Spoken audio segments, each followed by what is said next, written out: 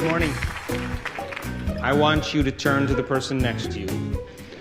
I want you to look them in the eye, and I want you to introduce yourself as a mega genius today. Today is about you.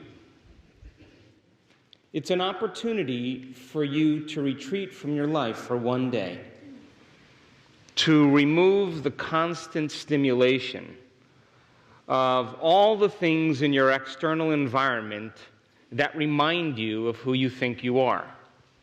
The people you know, the places you go, the things you do at certain times, and the experiences that you have that you can predict, long enough to begin to learn new information, or at least revisit information that you already know, and get your brain working in new sequences and new patterns and new combinations.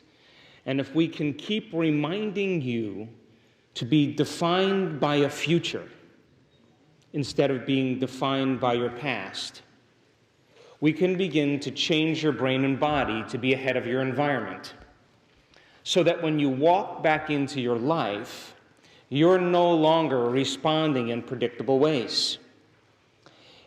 So then, one day, one single day, to detach from your known familiar world. The problems you have, the pets you own, the children you have to take care of, or the parents that you have to manage, or the relationships that you're in. For you to begin to think about you, and to think about what part of you you want to leave behind, and what part of you want to create in the future. So, can you give me your absolute best today? Yes. Your absolute best? I want you to turn to the person next to you, and I want you to make a deal with them that you're going to keep your energy up the entire day today. I want you to make that deal with the person next to you.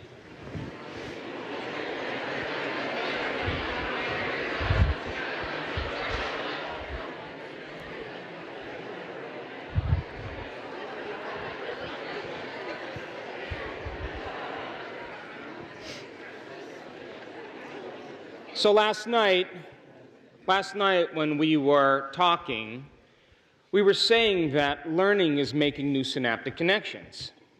And every time you learn something new, there is a physical change that takes place in your brain. I'm going to show you pictures of that this morning. Which means then, if you begin to learn something new, new neurons begin to connect in new ways. So if learning is making new synaptic connections, then remembering is maintaining and sustaining those connections, which means you have to revisit that information, and you have to review it, and you have to fire and wire those connections so that they develop a long-term relationship. And as you begin to revisit that information, and your brain begins to create pictures, and you begin to describe that picture, you're creating a model of possibility. How many people are with me? And so the model that you create today has to be complete. There can't be any holes or any weaknesses in it, because if there is, you're going to just turn off and you're not going to accept possibility. So I want you to make a deal with the person next to you, that between the two of you today, you are going to build a very clear model. Because I'm going to explain concepts and ideas, and I'm going to ask you to turn to the person next to you and explain those concepts so that you begin to wire this information in your brain, so that in your weakest moment, in your darkest hour, you don't talk yourself out of greatness. Make that deal with the person next to you. Now, we have this privilege of being a human being, is that we can make thought more real than anything else. And that our awareness is so mobile. You can begin to think about what you're going to do this evening, and what type of wine you're going to drink, and who you're going to go out with. And you could begin to contemplate and select the possibility that exists in the quantum field. And as you begin to select that future moment, you forget about the present moment. Or you can unfold the past bitter memory that's tattooed in the recesses of your gray matter, and like magic, you can bring it to life. And in that moment, it's real. And your body, as the unconscious mind, is living in that past, in that moment, and you miss the present moment. Now, the average human being loses their attention span 6 to 10 times per minute. So everybody has ADD. But paying attention is being present. And it is a skill, just like golf or tennis. The more you practice paying attention, this amazing thing happens. When you are truly present in the moment, you lose track of time and space. And it just seems like the whole day disappeared and went by because you were in the present moment. So then, if I'm explaining a concept and you were thinking about who's feeding your cat back home, or that conversation you had with your boss the other day, the things you should have said, and you slip out of the present moment, and you have no idea what I've said, you know, we think that's normal. We do that all the time, and we think that's normal.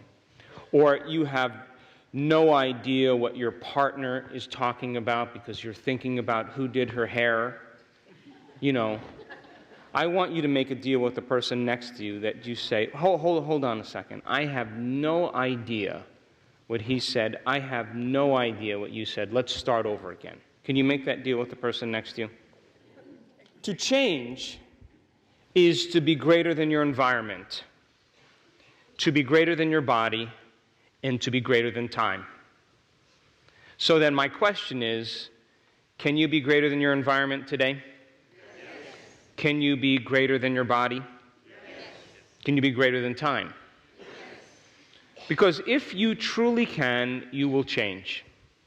So then, the research shows that when you come to a concept or an idea, you know, and you're reading a book or you're watching a documentary or you're studying something and you come to a concept or an idea where there's a word that you don't understand or a concept that's complicated and you're not going back and understanding it, do you know that if you keep reading past that point, that your comprehension goes down incrementally? So that you've just read 5 pages, you have no idea what you read. Your awareness is in the freezer with the Haagen-Dazs. Your brain is processing the information, but your awareness is somewhere else. That's because you got to something that you didn't understand, and you continued on. So if you can stay present with this information, and you can work with your partner in building the most complete model possible, and you can begin to integrate this into the networks of neurons that you already have, every time we build this concept and build it a little bit more, you're going to begin to wire that information into your brain so that when we get to this afternoon and it comes time to apply all of this philosophical, theoretical, intellectual information for you to have an experience, you have more intention behind it. And the research shows that if you assign more meaning behind what you're doing, you get better results. They took a group of Latin American maids in Texas, and they watched them. They were cleaning hotels, and they watched these maids flip mattresses and drag, furniture across the room and scrub, floors and tubs and toilets and vacuum. And they watched them and observed them, and they found out that these maids were actually exceeding the Surgeon General's requirement for exercise. They were doing more exercise, but they were all obese. And so they divided the maids into 2 different categories, and they said to the one group of maids, hey, do you know that exercise is actually good for you, and you're actually exercising more than is required in the United States, and you're burning calories, which means you're burning more energy than you're eating. And the exercise helps you lose weight, lose fat. It makes your waist smaller. It's good for your heart. It's good for your self-esteem. And they gave him all of the benefits of exercise. Now, the other group, they let them continue doing what they were doing mindlessly. In 1 month's time, the maids that understood what they were doing lost weight. They had smaller waist sizes. They had less body fat. Their heart rate went down over 10 points, and they felt better about themselves. But they didn't change anything. All they did was they had intention behind what they were doing. How many people are with me? Yep. So then, if the more understanding you have about what you're doing, and the more you can build this model, when we get to the meditation this afternoon, there will be nothing left to conjecture. There'll be nothing left to dogma. I will leave nothing left for you to talk yourself out of it. And as I said last night, science is the contemporary language of mysticism. We will use a scientific model made simple. And once you accept the concept or the idea, when it comes time to change and we go through that meditation, you will know exactly what you're doing and why. How many people are with me? Now, I understand change. I work on change every single day with myself. I have had the privilege of being in front of audiences and watching transformation. And I understand that 95% of who we are is a set of unconscious automatic programs in which the body has become the mind. And I know when you get close to change, you get real close to it, that the body tries to unseat you.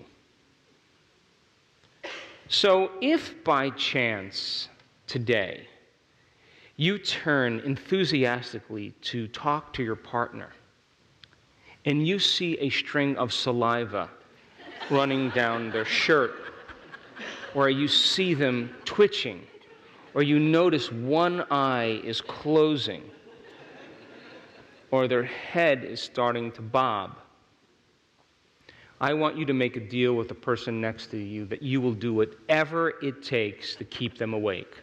Make that deal with the person next to you.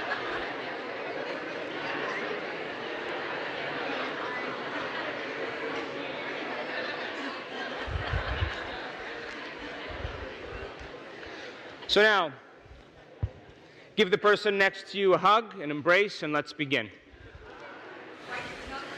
So if your brain is organized to reflect everything you know in your life, your brain is a reflection of your external environment. Your brain is an artifact of all the things you've learned and experienced in your life. If you're not in a state of creation every single day, wouldn't you agree then that if you get up and you do the same thing as you did the day before, you're working off the old hardware in the brain and you're thinking in familiar ways? How many people are with me? And if you are seeing the same people and going to the same place and doing the same thing at the same predictable time, all for the experience of some emotion that reaffirms your identity, and that emotion that you've become familiar with, that you call you, has everything to do with your past, and those emotions are driving how you think, then for the most part you're thinking in the past. Would you agree? Yes. And those same thoughts will always lead to the same choices. And those choices will be unconscious choices that will lead to unconscious behaviors. And those unconscious behaviors will create the same experiences, all for the payoff of the emotion that reaffirms the identity. And that familiar feeling then drives the same thoughts, and that's called the personality. So then we said last night that your biology, your neurocircuitry, your chemistry, your hormones, your genetic expression, your health is all equal to how you think, act, and feel. You with me? So then how you think, how you act, and how you feel is called your personality. And we said your personality creates your personal reality. So if 95% of who you are by the time you're 35 years old is a set of memorized behaviors, emotional reactions, beliefs, perceptions, and attitudes that function like a subconscious computer program below your conscious awareness, then for the most part, most people are unconscious all day long. Would you agree with me? Yes. So you can't take it personally, because they're just running on a program. And so then we said last night, it usually takes what? Crisis or trauma or disease or loss. And then people wake up, and all of a sudden they begin to become aware of how they're being. And because they feel differently, they can look at themselves for the first time. And that concept in neuroscience is called metacognition. And because of the size of the frontal lobe, 40% of the brain, that's where your self-awareness exists. And it means then you could modify your state of being to do a better job in life. You can look at yourself, think about what you're thinking about.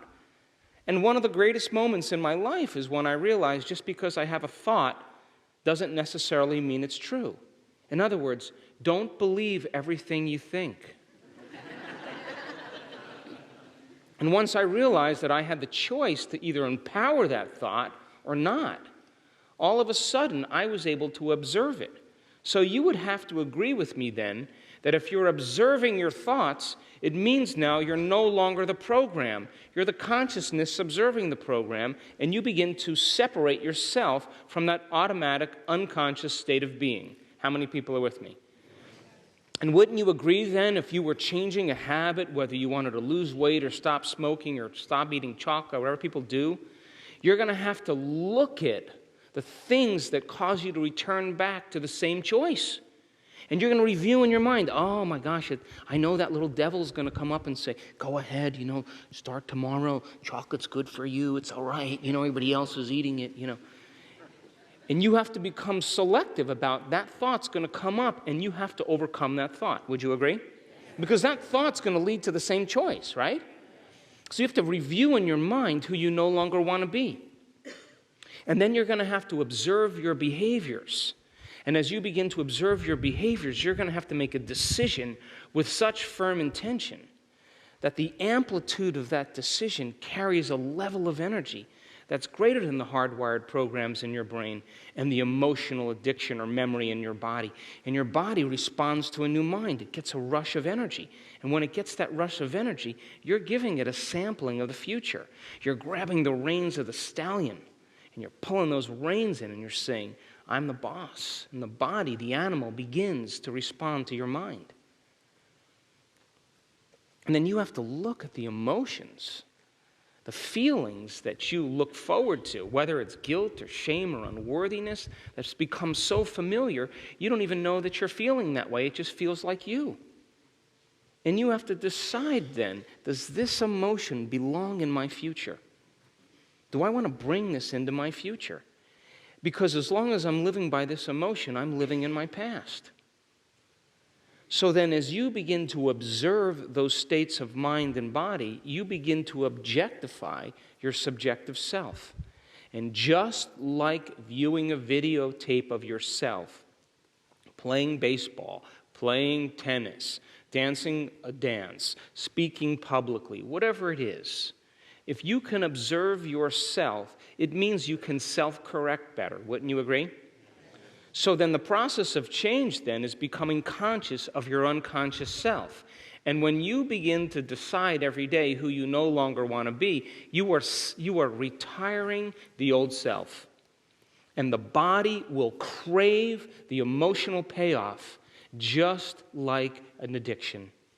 And you have to understand that that's the biological, neurological, chemical, hormonal, physiological, genetic death of the old self. And when you begin to understand that, you can work then in creating a new self. And you can begin to emotionally give your body a taste of the future ahead of the actual event. And as we said last night, the emotional signature is exactly what signals the gene. Because the body does not know the difference between the actual experience in your life that creates the emotion and the emotion that you're fabricating by thought alone. To the body, it's the same. So the materialist would say, I can't give thanks for my wealth because it hasn't happened. Well, that's because you believe that your personality somehow is being created by your personal reality. In other words, your environment is controlling how you think and feel. That's the Newtonian model of reality. But the quantum model of reality is how you think and feel begins to affect your external environment.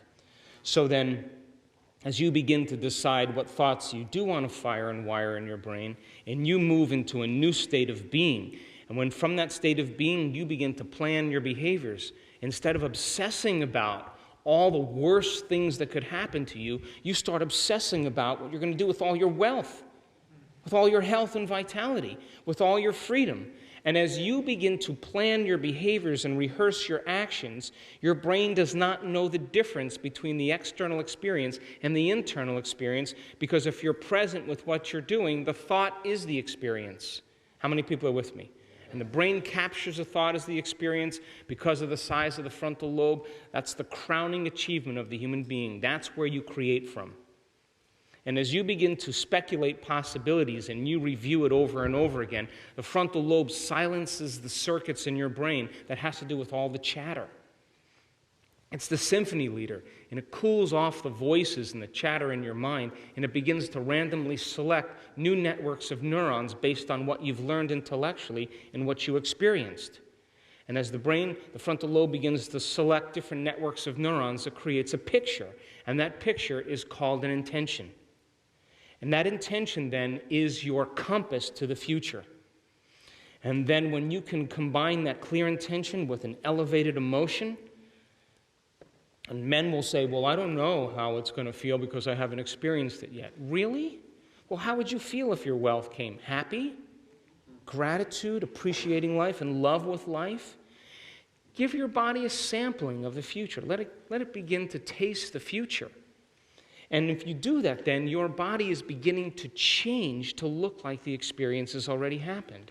So now, if your brain and body show physical evidence that the experience has already happened, then your brain and body are no longer living in the past. Now, in fact, they are a map to the future. And to live by this law is to live by the quantum law. And the quantum law says your environment is an extension of your mind. And if you truly change your mind, there should be evidence in your life. Why else would we do this? How many people are with me? So I want you to turn to the person next to you, and I want you to have a robust conversation about that. Come on, get it going. How many people are still with me? Now, you already know this, because everybody in this audience has done something great. You've impressed yourself in some way, haven't you? People said, it's impossible, it's never going to work, and you had this vision of the future. And they couldn't see the vision that you were seeing. And you were inspired by the vision, which means your body was getting a taste of the future. You were already in that future, but they were in the past. And they were talking you out of it, well, what about this, and what about that, and what's going to do if this happens? And you're thinking that is incidental. That's minor because I'm already there. I'll deal with it when it happens. And you made a decision about that future, and your body became electric. And when it began to respond to your mind, you began to have the hair on the back of your neck stand up, and you were already experiencing the event ahead of the experience. So all of the wealth and the relationships and all of the things that you want in your life is for the emotional payoff, isn't it? So why wait for the experience to have the emotion? That's what the Creator would say. A Creator has already experienced it enough times that their brain and body already know what it's going to be like. But here's the payoff, though. The payoff is that when it actually happens, it's greater than you could imagine, because your senses are now involved in the whole experience. And the quantum field, then, is the organizer of the event. It's not you that does it. It's a greater mind that begins to organize it in a way that you least expect. It has to come in a new and unusual way, because if it doesn't, then it's nothing new. Would you agree? So then, if you knew today that you were connected to a future, and you were passionate about it, and you were possessed by that possibility, and every day you kept imprinting into the field, and you were already experiencing that event, and you knew it was going to happen because your brain and body were unified in a state of coherence, tell me how you'd get up in the morning. Pretty excited, huh? You wouldn't be dragging your body around the house trying to wake it up, right? I call that the school trip phenomenon. You know the school trip phenomenon? Remember when you were a kid and, you were going on the school trip and you woke up before your parents and you were dressed You were ready to go. Your mother didn't have to go in and wake you up 4 or 5 times. You were dressed and ready to go. Why? Because something novel was going to happen. You were looking forward to something new. You were out of routine. What happened to us? That's because the body is already in the event. It's craving the unknown. You with me? So then, when you begin to see a possibility and you connect with that potential in the quantum field, and how many potentials are in the quantum field? A few? Oh, you would say infinite, yes? So with infinite possibilities that exist in the quantum field, there's infinite experiences, yes?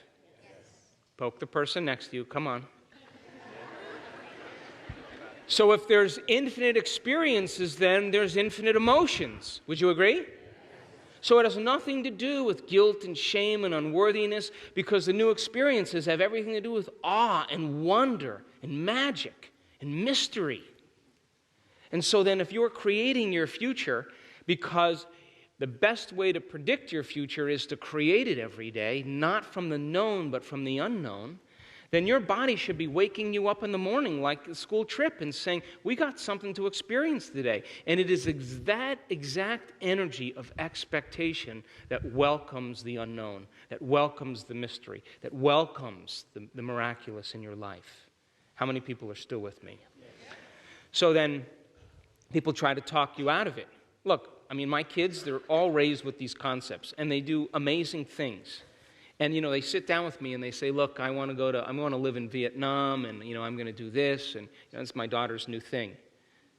And I'm the person that taught her this stuff, and there's a part of me that's saying, really? You're going to do what? And I just sit there and I go, oh, okay. And have you worked this? Oh, yeah, this is how it's going to go. Now, I can't even get in her way any longer because I don't want to collapse possibility for her. I have to sit back and go, wow, all right. So let's talk about how we're going to get there. But people will talk you out of possibility because they're not seeing the vision or the intention that you're seeing. Would you agree?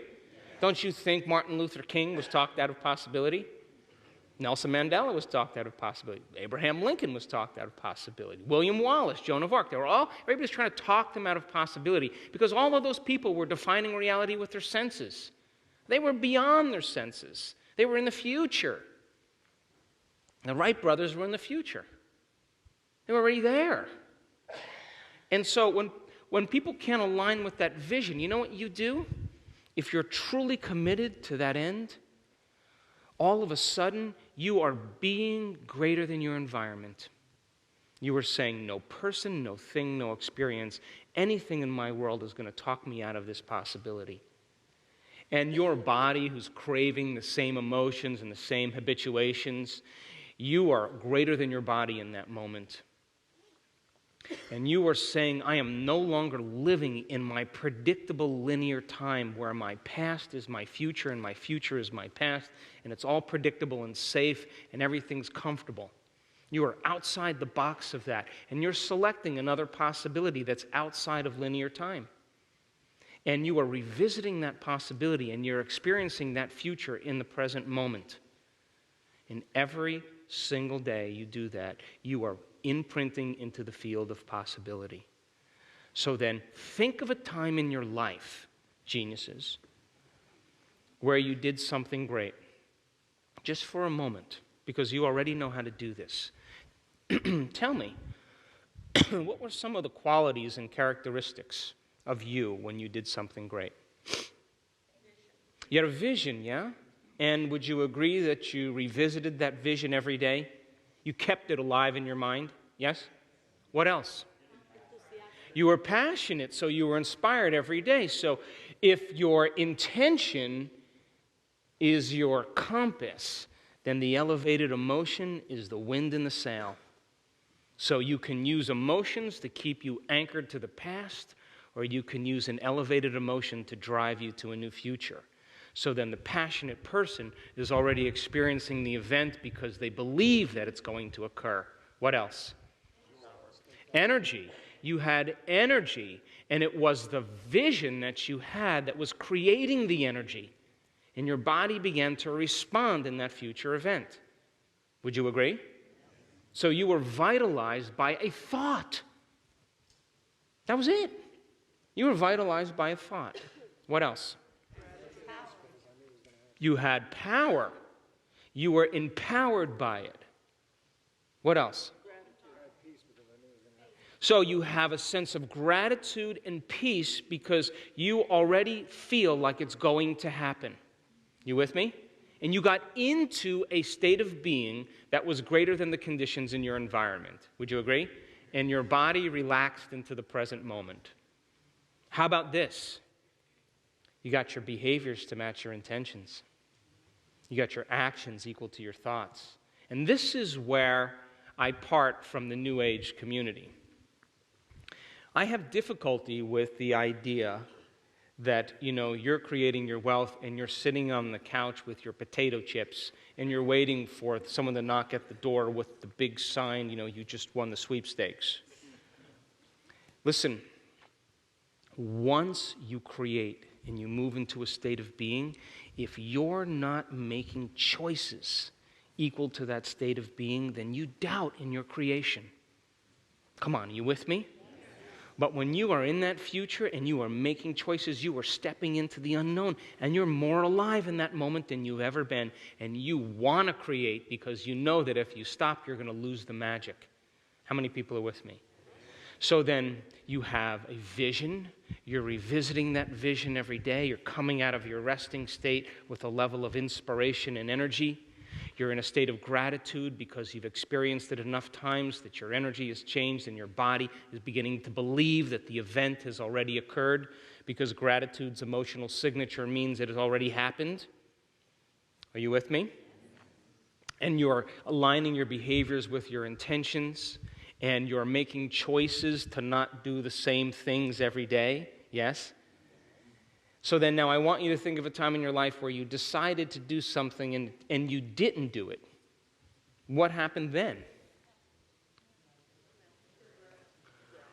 How about you didn't have a vision?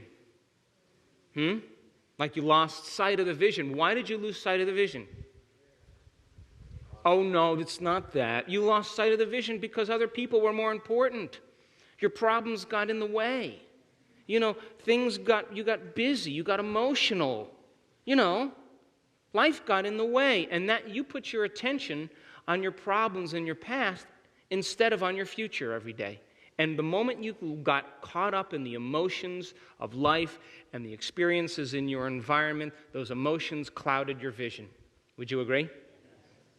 And would you agree you never got your behaviors to match your intention? You never came out of your resting state because you didn't believe it was going to happen. And you didn't believe it was going to happen because you never selected a possibility and revisited it every day until your body began to respond to a new mind. How many people are with me? And so then what happened was you settled for mediocrity and you settled for what you have and you were defined by your past instead of your future. You with me still? Yeah. So then every single cell of your body is spying on your brain all the time. They are. And you're the leader. You with me? And so if I were to sit down and I were to stand up 9 out of 10 times, and the one time that I decide to stand up, my brain has already knows when I'm going to stand up. It already knows, it's precognitive enough to know the moment I'm going to stand up, and it already knows the choice on which one of those 10 times I'm going to stand up, because the body's got to make a certain amount of adrenaline so you keep the same volume of blood going to your brain so you don't pass out. You with me? So your body is observing, it's already precognitive, and it's already paying attention to all your thoughts, and it's already preparing you before you're aware of what you're going to choose. You with me? So then, if you're sitting on the couch with the remote control, and you have your computer over there, and your smartphone over here, and your popcorn over here, and you're channel surfing, and you're checking your Facebook, and you're checking your texts, and you got all this going on, and you say, I think I'm going to change tomorrow. Now, what is your body, the precognitive body, observing? What is it knowing in that moment? What is it observing? Relax. He's lying to himself again. Nothing's going to happen. Do you know what I'm talking about, yes? But you remember that moment where you made a decision and the hair on the back of your neck stood up and you said, I don't care what's going on in my life or what people think, environment. I don't care how I feel, body. And I don't care how long it takes, time. I'm going to do this. And all of a sudden, you felt lifted in that moment. That decision in that moment rewrote the program. Literally in that moment, and your body responded to a new mind. And if every day you could revisit that level of energy, you are broadcasting a new signature into the quantum field. Because last night we said thoughts are the electrical charge in the quantum field, and feelings are the magnetic charge. And how you think and how you feel broadcasts an electromagnetic signature that influences every single atom in your life. So if the thought sends the signal out and the feeling draws the event back, then the moment you move into a new state of being, because a state of being is how you think and feel, that elevated state of being now is a signal in the field that says, this is what I want to experience. And so then by you revisiting that vision every single day, you leave the details up to the greater mind. Now, isn't that fun? Poke the person next to you, please. Look, this was the hardest part for me. I mean, I was raised by Italian parents. My father was an immigrant, and I was raised as a doer. And when I began to realize that the creative process is a very delicate balance between intention and surrender, that I have to get out of the way for something greater to take over. When I stopped meddling in the details and forcing the outcome, that's when the magic started happening. You with me? Yes. So then, there is a scientific study of tickling, you know? You can't be tickled if you know where you're going to be tickled and when. So allow the quantum field to tickle you. Leave the details up to it and organize it in a way that surprises you. And that surprise, then, the brain learns by mistakes, and the brain learns by surprises. So when the event surprises you and it shows up in your life in a way that you haven't thought of, that means then the field is responding to your intention. And all of a sudden, you're smiling with this big grin on your face. The event is you're in the presence of that experience. You will look back at your entire life, and you will not want to change anything because it brought you to this moment.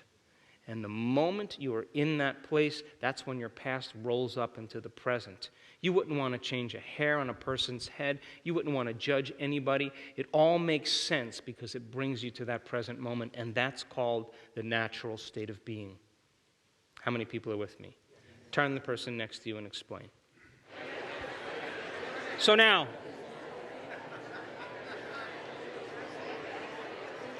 how many people here understand now when I say, does your environment control your thinking, or does your thinking control your environment? How many people understand that? Yep. So then another way to say that is, is your personal reality creating your personality? Or is your personality creating your personal reality? Yes. You understand the difference, yes? Yes. So then, if you walk into your life, right? And your life is made up, your external environment is made up of what? People, pets, things, the place you sleep, the place you work, the car you drive, the computer you use, the cell phone that you're addicted to,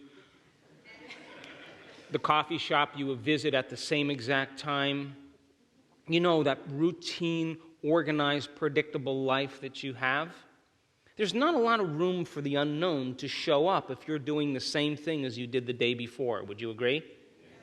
Because we would say then, as you see the same people that you have a past experience with, and you go to the same place in anticipation of the same event that creates the same emotion, that when you walk into your present past reality, it's the external environment that's causing your brain to turn on.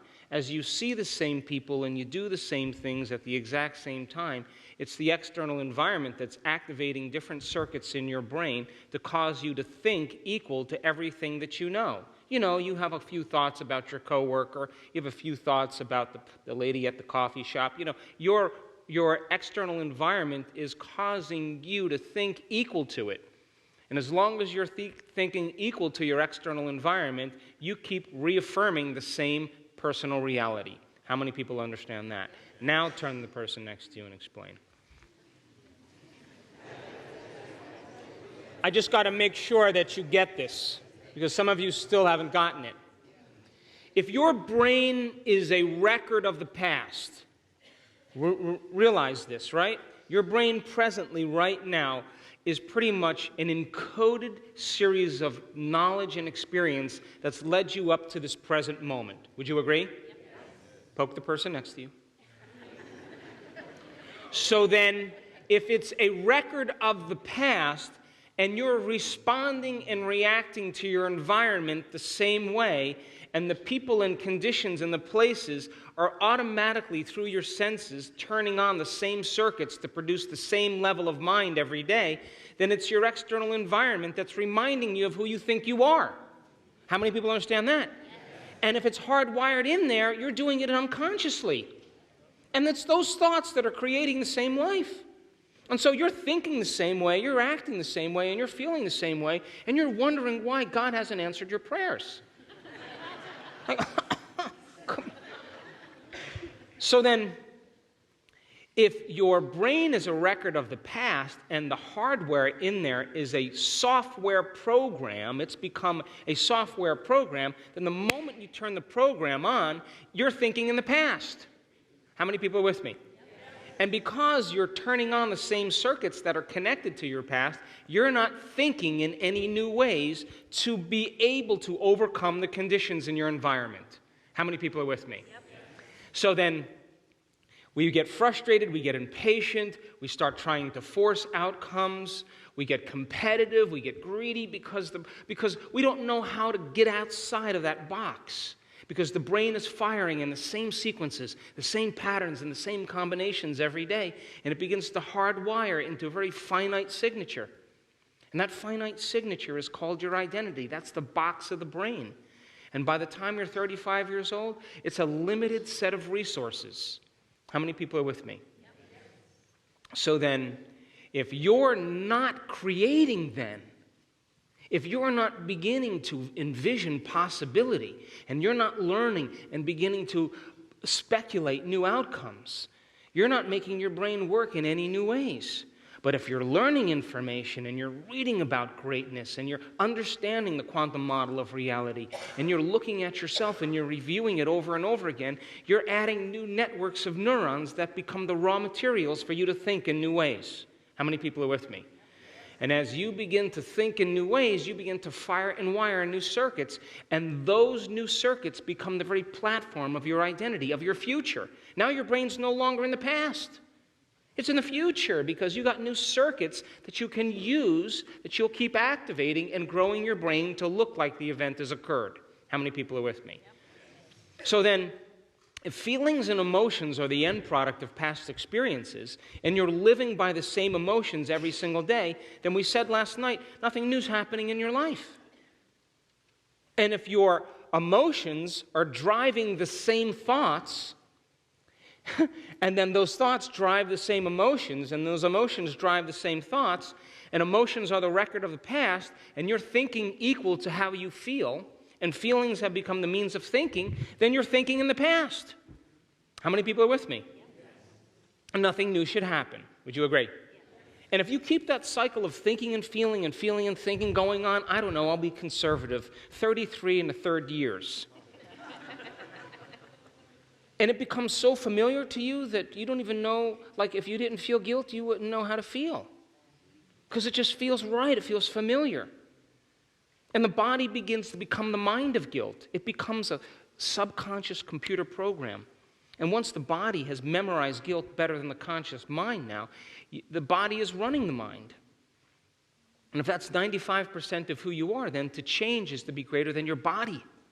Because the body has been conditioned chemically to be the mind of guilt or the mind of shame or the mind of lack or the mind of unworthiness because it has enough experiences. How many people are with me? So then the moment you start denying the body its chemical addictions, you're not complaining, you're not blaming, you're not making excuses, you're not feeling sorry for yourself, you're not talking about anybody else, you stop that. The body's going, whoa, just a little bit. Come on. I got a lot of receptor sites for this suffering thing, man. Come on. The body's sending signals back to the brain. Come on, do it, right? And that's the body-mind. How many people understand? And so then, now you're in the river of change. So then, if you're living by the same emotion every day, then your body as the unconscious mind is believing it's in the same past experience 24 hours a day, 7 days a week, 365 days a year. The body's believing it's in the same event all day long. How many people are with me? And because there's no new experiences that create any new emotions that are new chemical signatures from the environment, you're not signaling any new genes in any new ways, and now you're headed for your genetic destiny. How many people are still with me?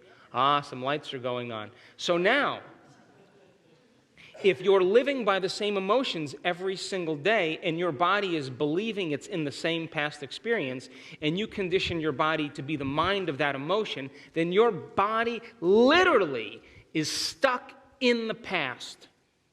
And you can't create a new future holding on to the emotions of the past. How many people understand? So then now, this is all theoretical, it's all philosophical, and we can sit around and go, yeah, that's great. But some of you will leave this event and do nothing. And some of you will step into that river of change and you'll watch your body. You know, I have 20 horses and 7 stallions. And I understand that the body is the animal. And I don't ride my horses at all in the winter in the Pacific Northwest. It's rainy. I don't want to ride horses then. It's cold. But in the summer, you know, I come home, I take the month of August on, I see my stallion, I jump on him, and what do you think he's going to say the moment I jump on him?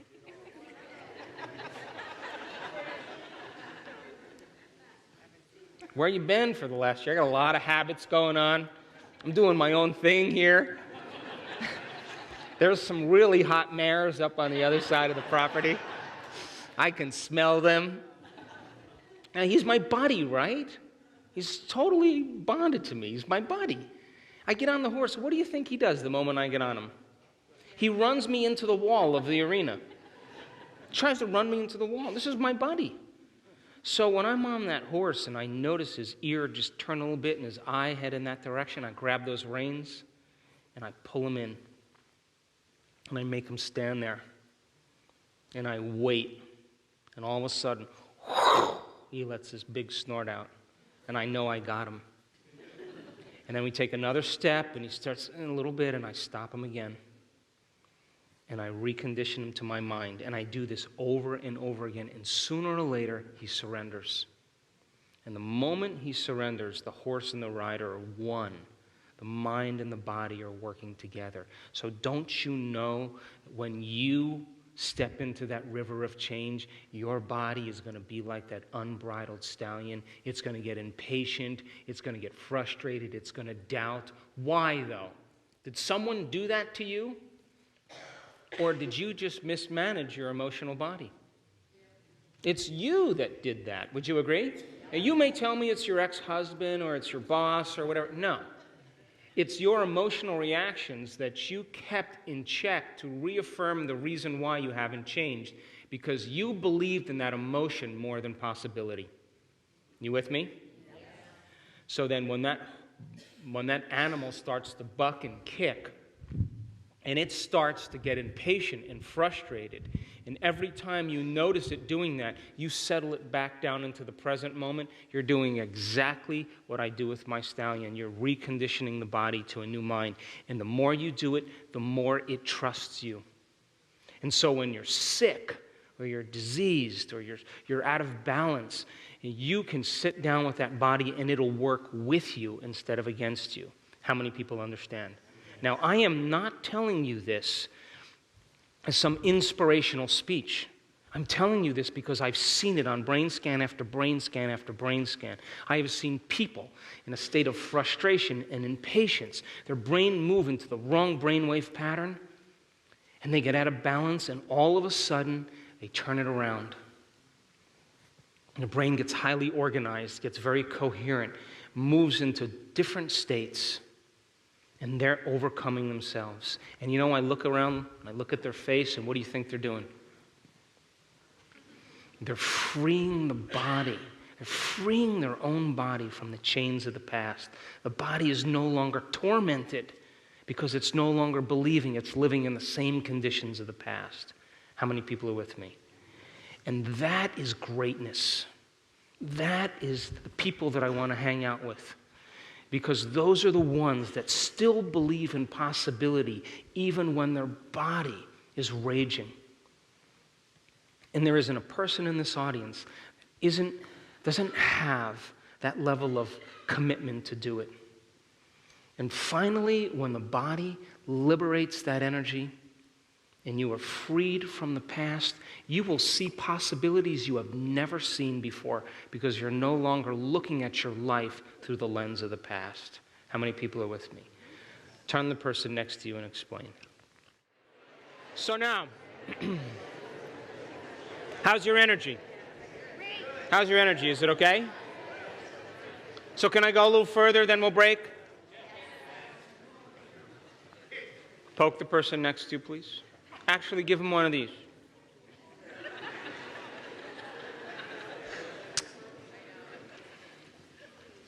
So then, one of the things that I learned over the last 10 years about myself is that the quantum model of reality says that thoughts have an effect on your life. Yes?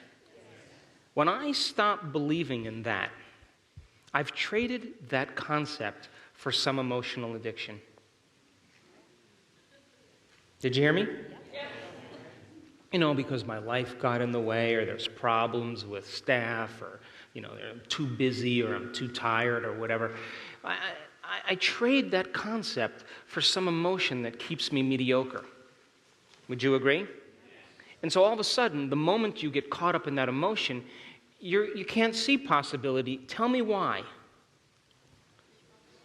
Because emotions are the past. You can't see the future because you're emotionally trying to see the future through the lens of the past. How many people understand that? Come on, did that land for you? Yes. Turn the person next to you and explain that. No frowning, just explain it. So, a few points here. You know, this happens to me all the time. You know, if I'm doing an event, you know, somewhere, like I was in Los Angeles a little ways back, and I'm getting ready to do an event in an audience like this, a little bigger than this, and I'm setting up my computer, you know, and I'm getting ready to start, and all of a sudden, here comes this lady, like, marching down the aisle, like, how come I'm not living in Santa Fe, New Mexico?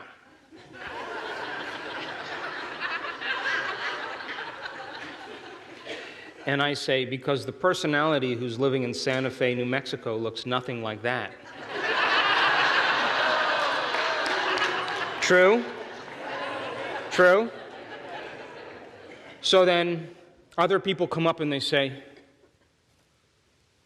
Dr. Joe, I need to talk to you. I'm like, what's up? Well, and I go, wait. Are you doing the work? No, you don't understand. No, I do understand. Are you doing the work? No. You see, you don't understand. No, I understand. Are you doing the work? So here's the question. Because if you were caught up in the emotions of the problems that are affecting you in your life, in your external environment, and you are analyzing your life within that emotion, an emotion is a record of the past that's driving the same circuits in your brain, will the answer be in that state of being? No. So then if you get beyond your emotional self, would you agree then all of a sudden you will see the answer to your own problem? Yes? So I always say, come on, just take the ride with me. Come on, just take the journey with me. Come on, cross the river with me. Forget that. Just come on, just keep going, keep going. Sooner or later, you'll cross the river and it'll become very evident. How many people understand? So how many of us then spend the majority of our life analyzing our problems within the emotion that we're reacting to in the conditions of our life, driving our brain further out of balance, and all of a sudden realizing that that analysis is normal? But only when you get beyond the emotion then can you see possibility. How many people understand? Turn the person next to you and explain, and I'll stop my rant. We live in two states of mind. We either live in survival or we live in creation. Now, living in survival is living in stress. Now, stress is when your body's knocked out of homeostasis. Stress is when your body is knocked out of balance. The stress response is what your body innately does to return itself back to order. You with me? So you have three types of stresses. You have physical stress, like accidents, injuries, traumas, falls. You have chemical stress, like bacteria and viruses and blood sugar levels and heavy metals and hormones and foods and hangovers. And then you have emotional stress, right?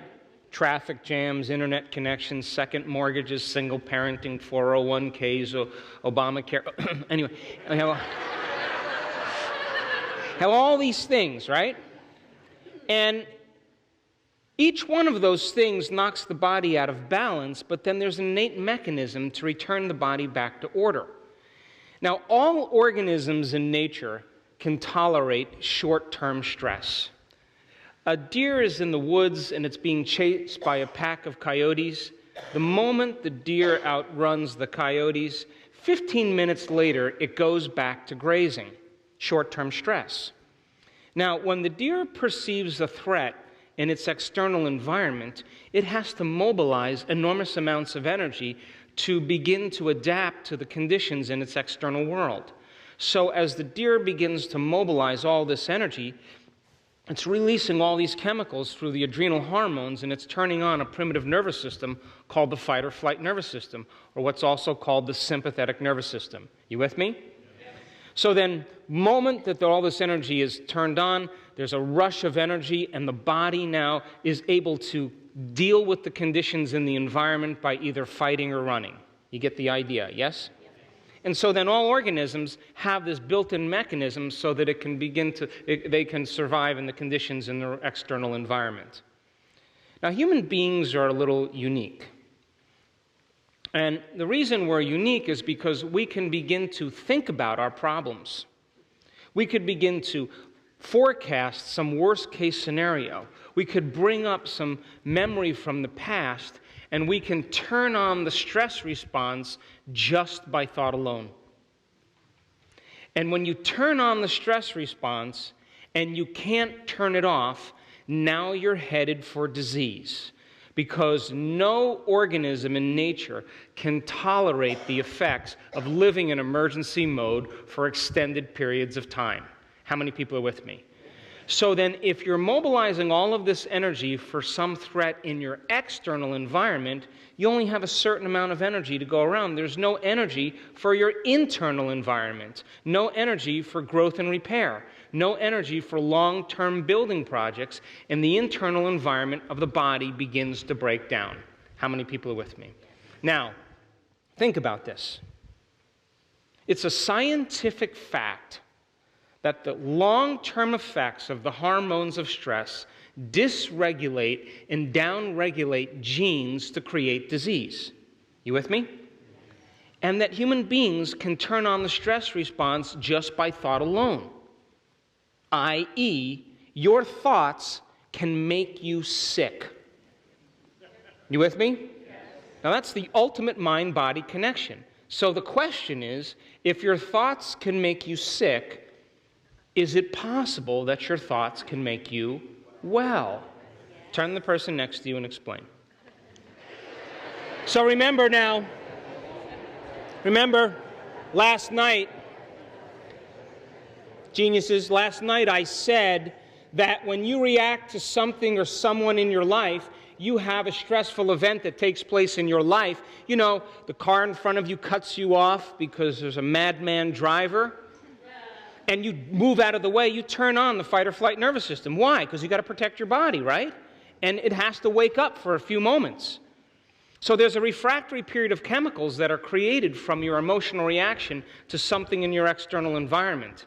And if you don't know how to manage your emotional reactions, and you keep that emotional reaction, the chemicals lingering for extended periods of time, for hours at a time, or days, that's called a mood, remember? One long emotional reaction. If you keep that same emotional reaction from one event going for weeks or months, that's called a temperament. Now you have a temperament. You have a reason to be angry because of this event that happened 6 months ago. You're memorizing your emotional reaction. And if you keep it going on for years on end, that's called a personality trait. And people wear their emotions layer by layer to define who they think they are based on their past. How many people are with me? Now, when those refractory period of chemicals are running from the hormones of stress because you're living in survival mode, there will always be a gap between the way things appear and the way things really are. And if you act during that refractory period, it alters your perception. Those chemicals alter your perception. If you act during that refractory period, you will always say the same thing. I should have never said that. I should have never done that. Oh my God, I should have never thought that. I should have never sent that email. Why? Because those chemicals cause you to act like an amped-up animal with a big memory bank that is living in fear, living in aggression, trying to react to the conditions in its environment. How many people are still with me? Now, the adrenal hormones, the adrenaline that's created from your reaction to something real or imagined, gives the body and brain a rush of energy. And that rush of energy becomes like a narcotic, like a triple cappuccino. And we begin to become addicted to those chemicals that wake the brain and body up so that we can feel alive. And we use the problems and conditions in our life to reaffirm our emotional addictions so that we can remember who we think we are as a somebody. You with me? You know, the bad relationships, the bad jobs. We keep them there because we are using them to reaffirm our addiction to the emotion. Who would we be without those problems? So when it comes time to change then we have to break our very addiction to the conditions in our life. Are you with me? Now, I said that you can turn on the stress response just by thought alone. And I also said those chemicals of stress are highly addictive. Which means then you could become addicted to your own thoughts. So then, in the infinite field of possibilities in the quantum world where you get to select potentials and create a future, you would have to agree the more addicted you are to certain emotions, and you can turn on those emotional responses by thought alone, then you're going to only focus on the things in your life that reaffirm that addiction instead of on possibility. How many people are with me? Turn the person next to you and have an enthusiastic conversation about that. Now, come on, I'm going to go a few minutes longer. I got you right where I want you now. So, you're either in emergency mode or you're in growth and repair and creation. But you can't be in both at the same time. You with me? Yes. So then, if you're thinking about all day long some worst thing that could happen to you, and you're focusing on that to the exclusion of everything else, and you're picking that possibility in the quantum field because the emotion of the past, you're protecting yourself that it may happen in the future, so you're viewing your future from your past. Come on, you with me? Yes. And then as you select that predictable future, you emotionally embrace it, then you're knocking your body out of balance, physiological balance, just by thought alone. You with me? Yes. And let's just say that it has something to do with fear. Okay? And you're selecting that potential and you're reviewing it over and over again and you're obsessing about it. And your body begins to get the chemicals of fear, that if you do that enough times, long enough, would you agree that you will condition your body to memorize the state of anxiety? Yes. And your body will become anxious without you because you program it. And then all of a sudden you'll just be cruising along and you'll have a panic attack. And try as you may with your conscious mind to change it, conscious mind has nothing to do with it because it's been programmed subconsciously. How many people are with me? So then you go to the doctor and the doctor says, oh, it's a hardware problem in your brain, it's chemicals and molecules and you need to take these things. And when you had your first panic attack, you had it on the airplane or you had it in the grocery store. And the moment you felt that panic go on and you had the visual narrowing and the lights and the change in your respiratory rate, your body was programmed into anxiety, you looked around to see what was causing it. And you thought it was you had a fear of flying or you were in open places, it's a supermarket. You correlate that internal change with something in your external environment. So the doctor says, well, here, take this drug. It's a chemical imbalance. It should make you balanced again. Now, here's the question. Did it heal your condition?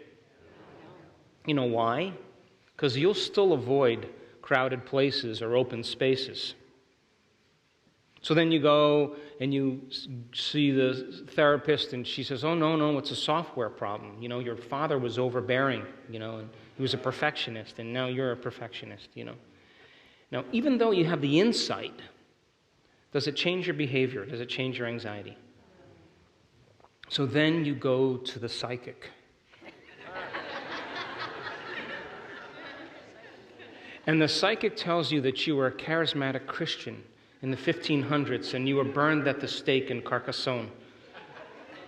Now that you understand that you're a charismatic Christian and the memory is burned in your soul, does it heal your anxiety? So then you go to the astrologer. And the astrologer says that Mercury is where? Don't leave the house. 3 months, it'll be over. Now that you know that it's Mercury in retrograde, does it heal your anxiety? So you would agree that a new model has to be created, yes? So then if you keep revisiting a past memory and you keep focusing on it to the exclusion of everything else, over and over again, and you create the emotions of depression and hopelessness and powerlessness and sadness, would you agree that if you keep doing that, you're enslaving your body into that past and you're conditioning it to be depressed? Come on, you with me? And then you say to your body, hey, let's get up and go somewhere. What do you think your body's going to say? I'm the mind now, and you conditioned me to be this way, and we're not going anywhere. And if you look at a functional brain scan of a person who has anxiety, it looks exactly like a person who has depression. Anxiety is worried about the future. Depression is living in the past. It's the same thing. And most people who have anxiety have depression because they're trying to predict their future based on their past. They're never in the present moment. You with me? Now, don't get depressed. I'm going to get you out of this. But isn't it good to look at this in this way? So, if you keep turning on the stress response and knocking your body out of balance, that imbalance becomes the new balance, and now you're headed for disease. You with me? So then think about this. If you're turning on that fight or flight nervous system and going into emergency mode and knocking your body out of balance because of some threat, real or imagined, would you agree if you keep putting out that energy, there's no energy in your internal environment? So then cortisol and the hormones of stress punch holes in the immune system. And most adult onset conditions are created by the hormones of stress. So then rheumatoid arthritis, MS, cancer, allergies, food sensitivities, chronic pain, that's all immune-mediated conditions. So then if you turn on the stress response and your heart keeps racing because you're pumping out all that adrenaline, but you're not going to throttle your boss, or you're not going to go to the Bahamas, you're not going to run or fight, and you keep doing that, you keep turning on those adrenal hormones, aren't you going to condition your heart to race on its own? Yes? Isn't that what heart disease is? Yes?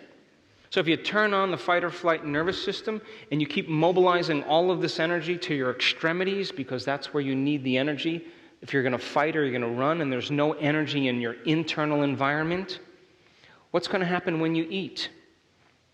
I don't care if you eat the most organic, vegetarian, healthy diet. If you're in a state of panic and fear, you're going to turn that into organic fear in your body. Because your body is going to take those organic molecules and assemble it into a protein equal to the emotion that's signaling the gene. And the gene makes a protein. How many people are with me? And people always say, on shows a lot, and people say, well, what is the best diet? What's the best fast that we could go on? I always say, you want to know the best one? Stop complaining. Try that out. Give your body a break for a couple weeks.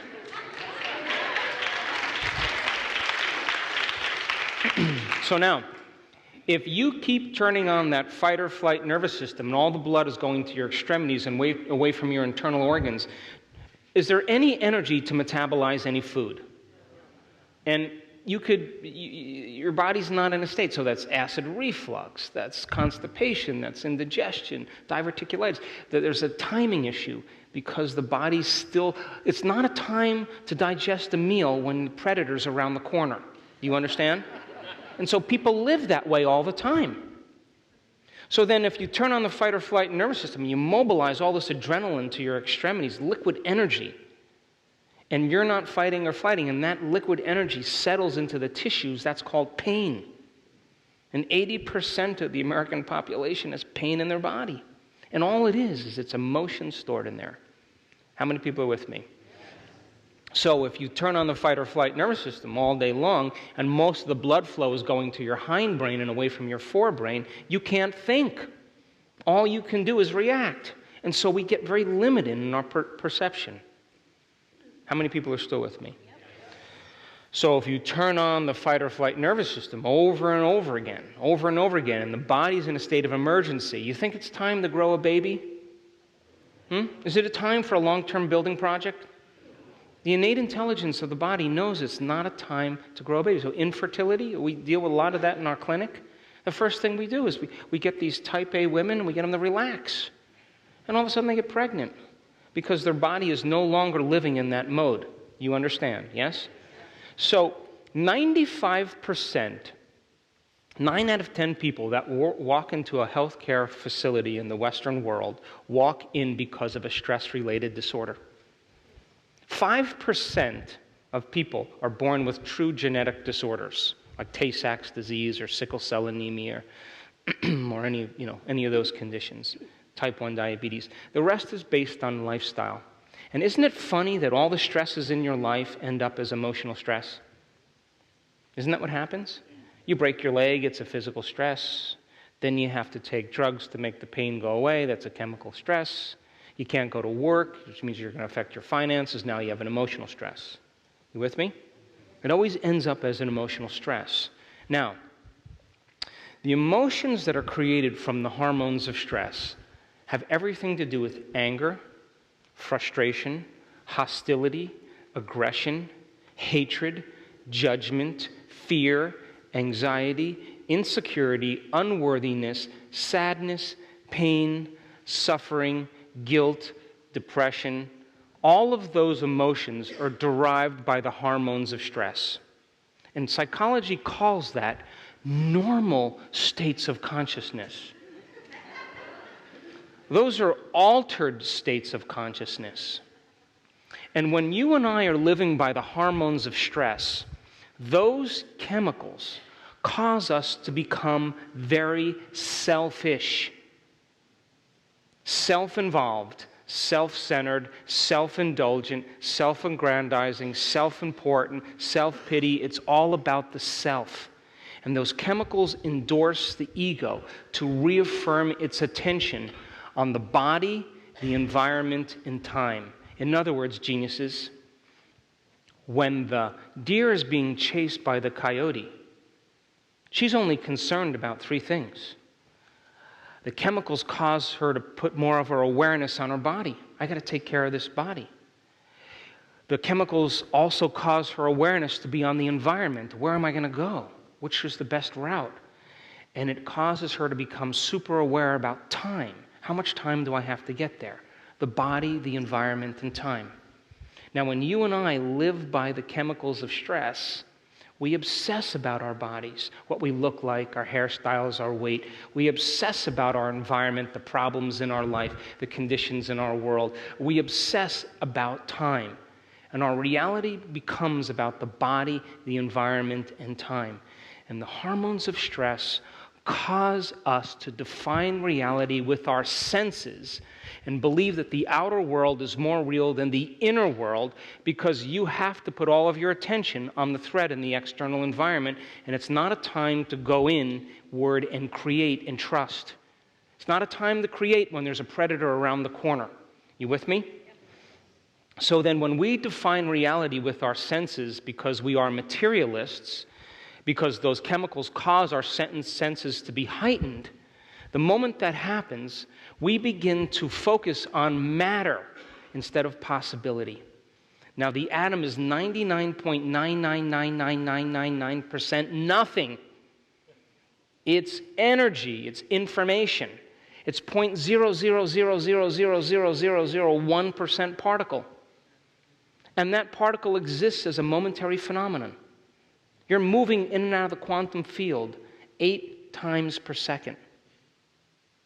You're more energy than you are matter.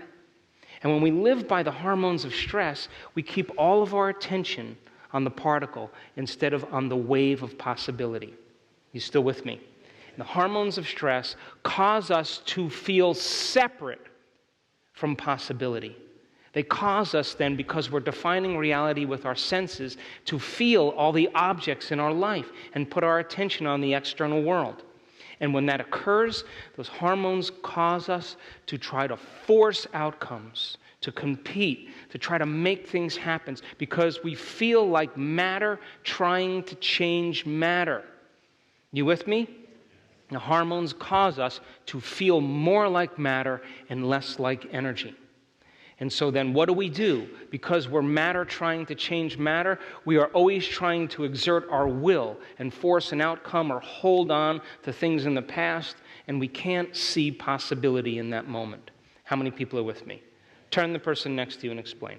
I'm almost done.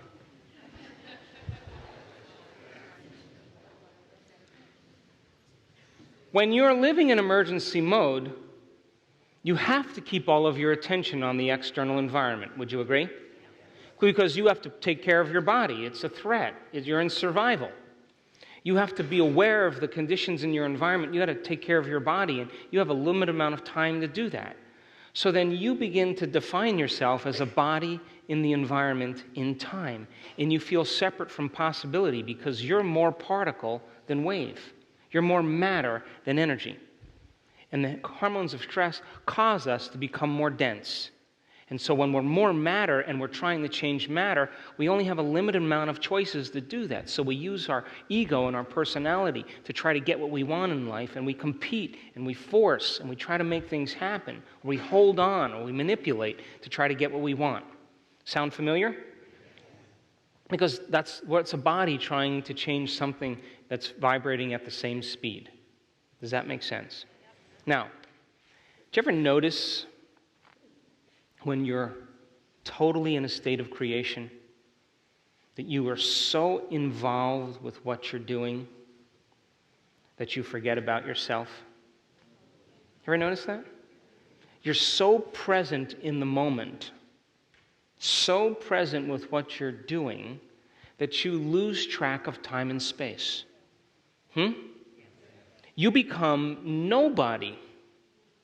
You become no one. You become no thing. You become nowhere, no place, no time. You become pure consciousness in that moment. Did you ever notice that?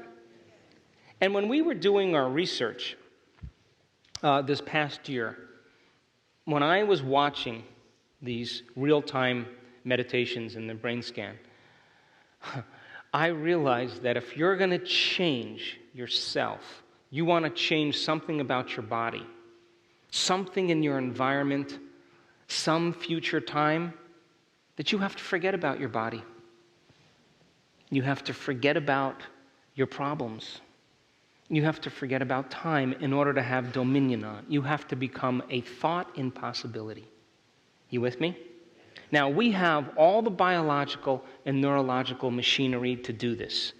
Because of the size of the frontal lobe, remember, 40% of your entire brain. Chimpanzees and gibbons, 14 to 17%. Dogs, about 7%. You cat lovers, 3.5%. That's it. So if your cat's smarter than you, you're in trouble. So what separates us as human beings from all other species is not the fact that we have opposing thumbs, or we stand on 2 feet, or we have little body hair, or that our eyes point straight ahead, or we have big brains. Elephants have bigger brains than us. What makes us so unique is the proportion of the frontal lobe to the rest of the brain. And that forebrain, the latest piece of neurological machinery, is the volume control. It's where we can become so involved with a thought that the frontal lobe, like a great symphony leader, quiets down the circuits in the brain that process time and space. So when you're so present with what you're doing or thinking about, your frontal lobe doesn't want to be distracted by any extraneous stimuli. So when you're truly paying attention, the frontal lobe lowers the volume to the circuits in your brain where you feel your body. And if there's no brain activity where you feel your body, then there is no body, because there's no mind to process your body. And it quiets the circuits down in the motor centers of your brain. And when there's no brain activity in your motor centers, you become still. And it quiets down the circuits in the parietal lobe where you process linear time and your association between your body and your environment. And all of a sudden, there is no time. And it cools off the circuits in your temporal lobe, where your identity exists, the people you know, the problems you have, the places you live, the things you own. All the circuits quiet down in that area, so all of a sudden you become no one. And it cools off the emotional centers in the limbic brain. And the moment that happens, the thought that you're thinking literally becomes the experience in your mind. And the brain captures a thought as the experience, because in that moment you become pure consciousness, and the brain traps it or captures it and begins to rewire the brain, because the experience is as real as anything else. How many people are with me? And now you do this all the time. The brain naturally pauses to create. You ever notice, like you're driving down the freeway and you just drove 50 miles and you didn't feel your body? As a matter of fact, you didn't even see the road. And you lost track of time? Where were you? Well, the picture screen in your inner world became more real than your outer world. And that's the exact state we use to create. But instead of focusing on your problems and thinking about them to reaffirm the emotion that goes along with them, we are going to focus on possibility. How many people understand that? So you already know how to do this.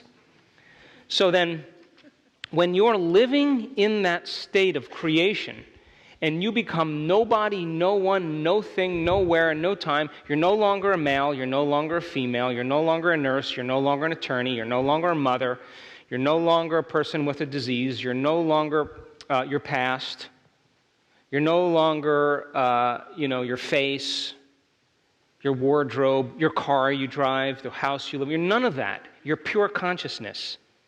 And only when you're pure consciousness, that is the moment you walk through the door to the quantum field. You cannot walk through the door to the quantum field as a somebody.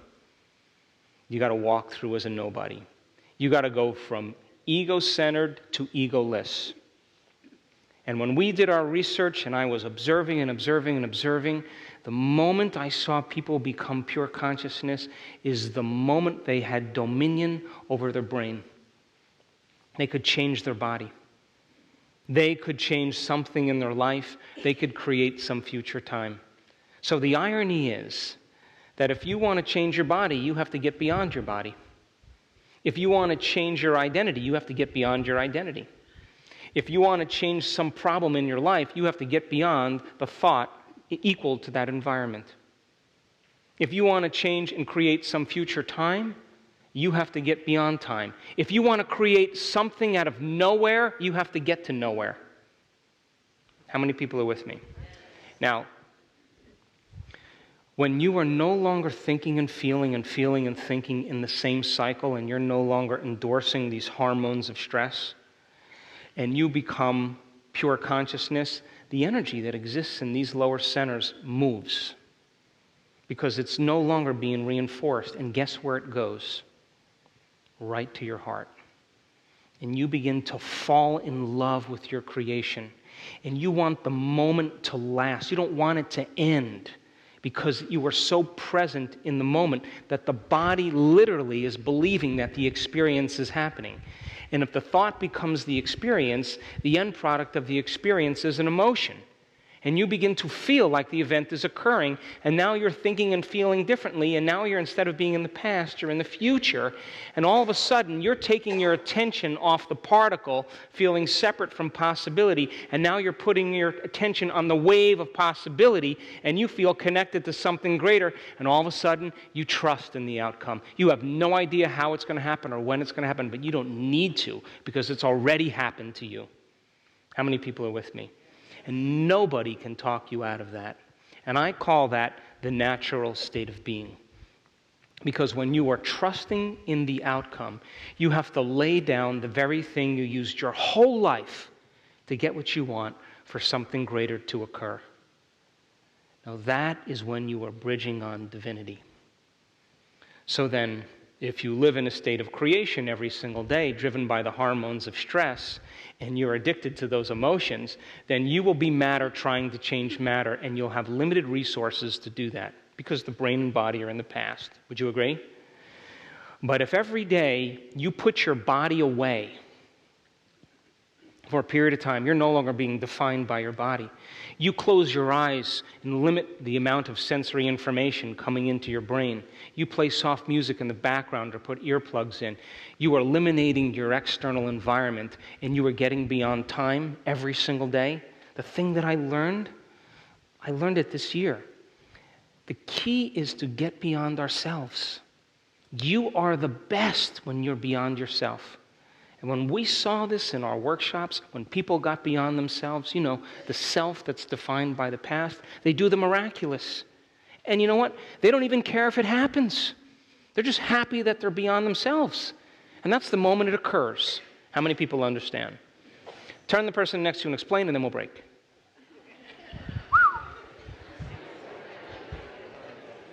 Would you agree with me? Would you agree with me that if you get up from your meditation as the same person who sat down, nothing happened? Come on. Would you agree? Nothing happened in the quantum field. Nothing happened neurologically, chemically, genetically. You didn't signal any new genes. You didn't change your state of being. You got up as the same person. And then if you get up as the same person and you react to the same conditions in your life with the same hardware in your brain and emotional patterns in your body, then for the most part you'll go unconscious in a matter of seconds. Would you agree? Yeah. We're going to talk about that after lunch. So then, to get up differently than when you sat down means that you were moving from your past to your future. Would you agree? And if you got up feeling differently than when you sat down then, you are in a new state of being. Would you agree? Yes. Now that's not the end, that's the beginning. The purpose of meditation is to change your state of being. It is to condition your brain and body into a new state of being and then get up and maintain that modified state of mind and body your entire day. and be challenged by the adversity in your life, but you are now meeting your life from a new level of mind. And I can tell you from experience, the people that have created miracles in their life, healed themselves of genetic conditions. Remember I talked about them last night? You know what they say? I want the next challenge. Come on, I want to be tested. They understand that their life is their initiation. They're ready for the next challenge.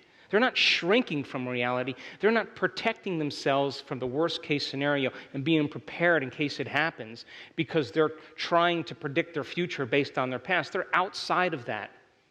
The door is open to possibility. How many people are with me? Now, wouldn't that be a fun way to live?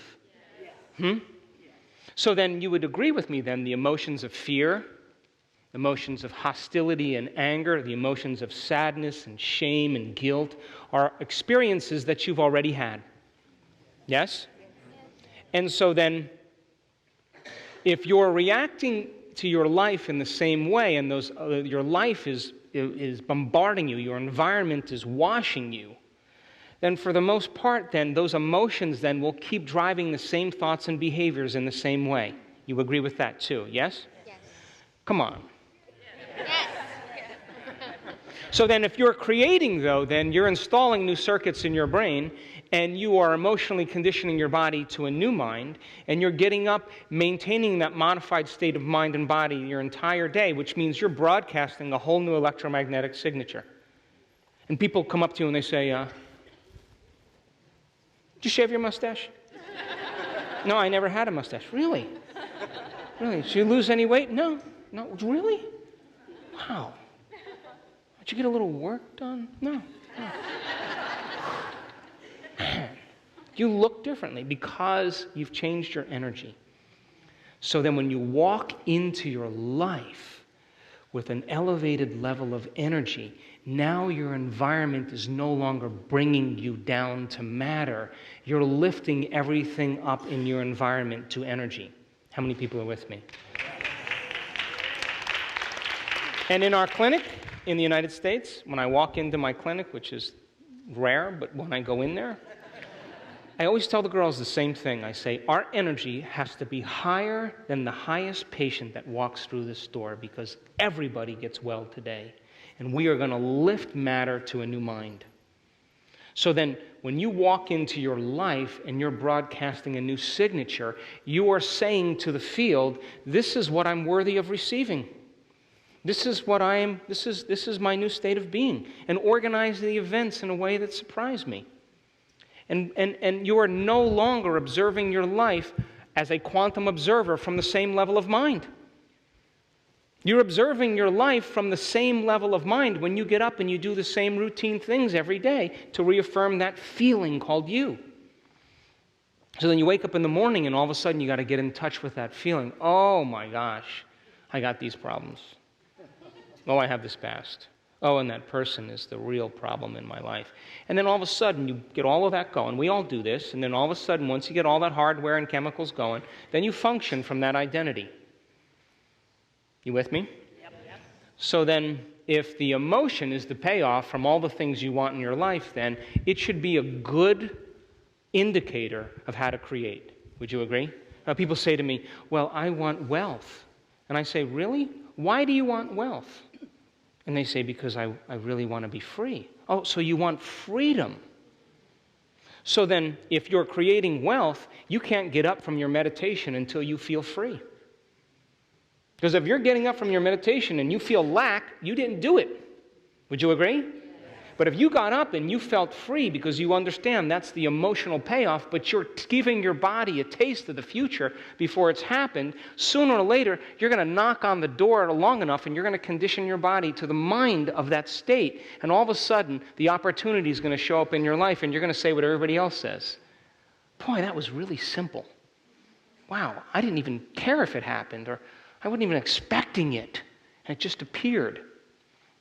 And so we get so many emails. Oh, this project I was working on, or this opportunity I was working on, for this thing I was trying to create for years. And it wasn't happening. All of a sudden, I just did my meditation for 2 weeks, and it happened better than I ever expected. Because they got out of the way. They moved into a new state of being, and that field that organizes the events is waiting for you to get out of the way to tickle you with a surprise. How many people are with me?